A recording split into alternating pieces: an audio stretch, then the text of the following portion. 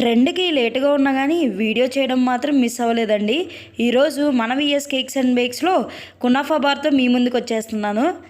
First బౌల్లో warm water తీసుకుని 15 minutes పిస్తాని soak చేసుకోవాలండి. 15 మినిట్స్ తర్వాత పీల్ తీసేసి లైట్గా 2 to 3 మినిట్స్ మన పిస్తాస్ని రోస్ట్ చేసుకోవాలి వీడియోలో చూపిస్తున్నట్టుగా. వన్స్ రోస్ట్ చేసుకున్నాక వాటిని మిక్సీ పట్టుకొని దానిలోనే 2 to 3 table spoons of condensed milk లేదా వైట్ చాక్లెట్ని యాడ్ చేసుకొని నెక్స్ట్ 2 టీ స్పూన్స్ పౌడర్ షుగర్ని కూడా యాడ్ చేసుకోవాలి.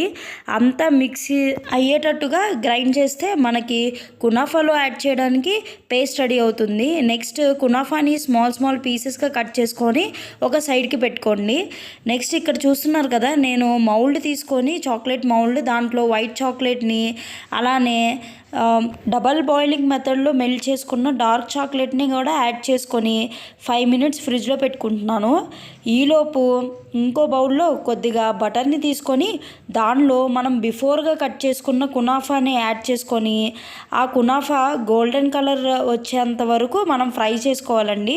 వీడియోలో చూస్తున్నారు కదా, ఇలానే గోల్డెన్ కలర్లోకి రావాలి. ఆ తర్వాత మనం ముందుగానే రెడీ చేసుకుని పెట్టుకున్న పేస్ట్ని దీంట్లోకి యాడ్ చేసుకుంటున్నాను. యాడ్ చేసుకొని మొత్తం ఒకసారి కలుపుకుంటే మన మెయిన్ ఇంగ్రీడియంట్ రెడీ అయిపోతుంది. సో బిఫోర్గా డార్క్ చాక్లెట్ యాడ్ చేసిన మౌల్డ్లో కునాఫా ఫిల్లింగ్ ఇచ్చి అగైన్ డార్క్ చాక్లెట్ ఫిల్లింగ్ టాప్లో ఇస్తున్నాను. వీడియోలో చూపిస్తున్నట్టుగా చాక్లెట్తో నీట్గా కవర్ చేసుకోండి.